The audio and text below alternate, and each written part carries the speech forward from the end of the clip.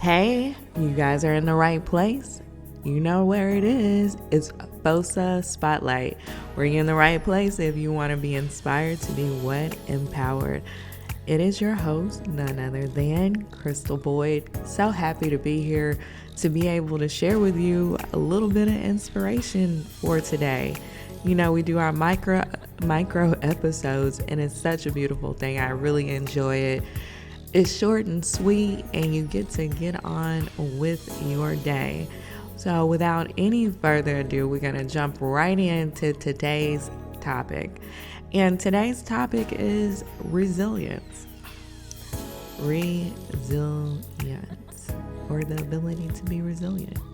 Either or, we're talking about it. And to define this, because I love definitions, I like to take it back to the basics, you know.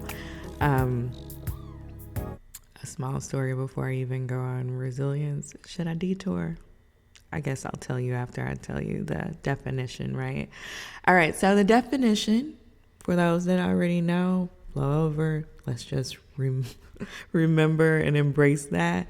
But for those that don't know, is the ability to recover from difficult situations quickly. Oh my goodness, isn't that a mouthful? That's why I like definitions, you know, and looking up what the actual meaning is. And so I recall going to my community college where I'm from, and I think I was able to get this out of the bookstore or whatever, but I had it from 2005 to approximately 2010. And it was like one of my favorite books, you know. I mean, I got the definitions to everything. It's just the little things sometimes that give me joy in life, because I'm like, with these words came an understanding.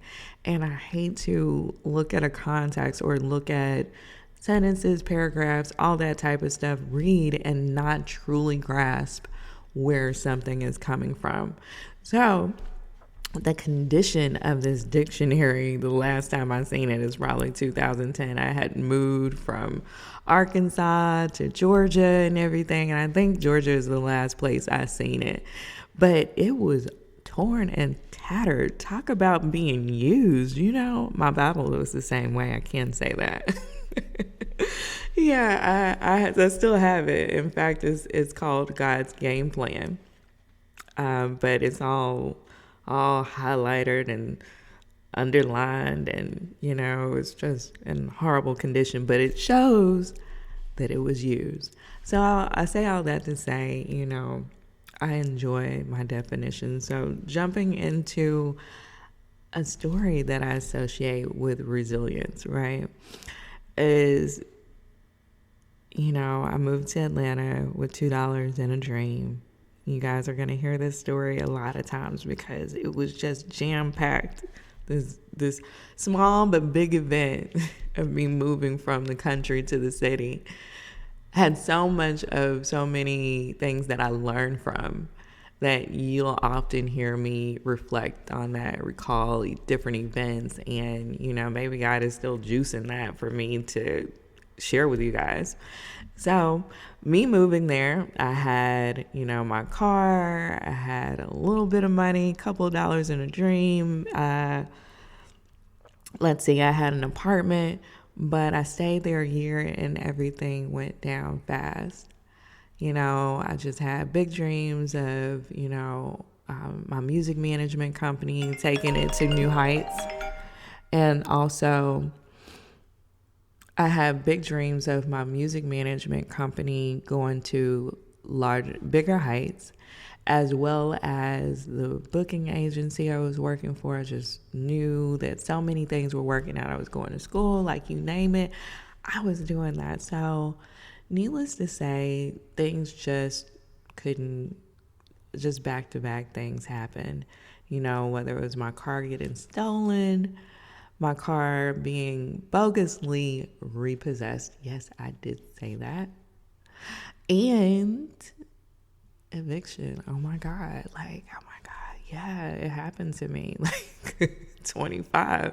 It's not on my record anymore. Thank God I have good credit today. But that was a bounce back, you know? But it leads me more into my story because when I left Atlanta, I was hanging on my string. I was just trying my best to really, really make that move work, you know? I was dreaming bigger all the way. But ultimately, it led to me moving back home.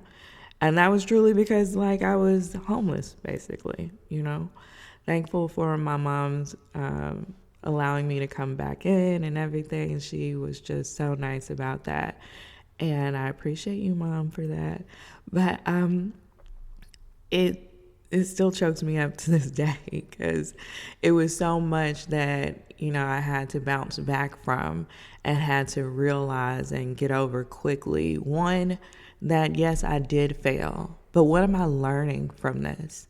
And just because I failed, does that mean God wasn't with me? I was praying the whole way. Matter of fact, before I left, I seen a pastor that used to, well, he was still pastoring my old church that I used to go to in my youth.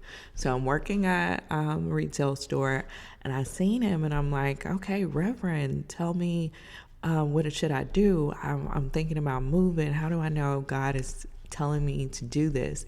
And he's like, well, lean not on your own understanding. And literally, I just started completing the sentence, the scripture, which is Proverbs chapter 3, verses 5-6.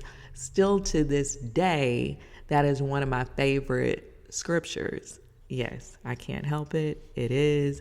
I don't even have any tattoos. If I was going to get one, it would be that.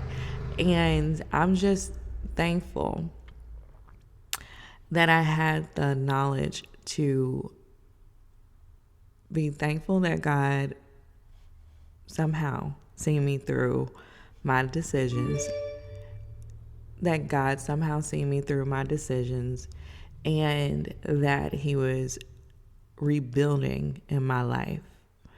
And while I was down, I was thinking about when I get up. You know, how can I fix myself to learn from this situation? And still to this day, I haven't been in that situation, but it was so much that was revealed in character that I just can't replace. You know how you'll say if there is something that you could take away or one regret, I don't even regret moving to Atlanta because in my hardship, in my failure, in my difficulty, that's where my character was built. And yeah, it took me a long time to get myself back in a better place. However, when I did, it was way much more stronger, okay?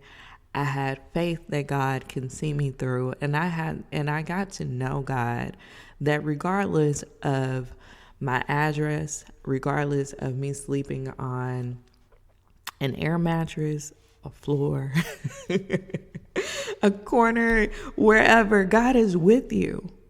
And I had to know that. And He blessed me with so much more going forward. And it's just the quality of it. So I can go on and on this subject because I love it. I love it. But I'm going to keep this short and sweet, you know, and I'm going to hope that this message just connects with you today. My goal is for you to know that regardless of your circumstances, your difficulty, your challenge, or adversity, that you have the ability to be resilient through God, knowing that He's fully equipped you with everything that you need to accomplish whatever you need to do. Don't think for 1 second you don't have what it takes and that you can't make it back or make a greater comeback than you were before with God's grace. Okay? I hope you guys have an amazing day. Matter of fact, a ridiculously amazing day. You go forth and you be great. And if you haven't done so already, be sure to like, subscribe, share, comment, All right. And you know what? If you guys have an amazing story, something inspirational that's empowering to share with us, contact us. It's at info@fosa.company. And just do that in the subject line, have in parentheses story to share, something to let me know that you're wanting to share your story. And who knows, we'll contact you and see if it's a good fit for you to share your story. I'm all about people being on this platform, and I'm not the only one that has a story to share. So we want to be able to share that with the rest of the world. Like, I'm convinced that our mess doesn't have to just be a mess. It can be a message. Let's help spread that. And go ahead and go to the website. Check out the apparel, www.fosa.company, and take a look around. I'm sure it'll be something that you like. And until next time, it has been your host, Crystal Boyd. You guys be sure to tune in till next time. Have a good one.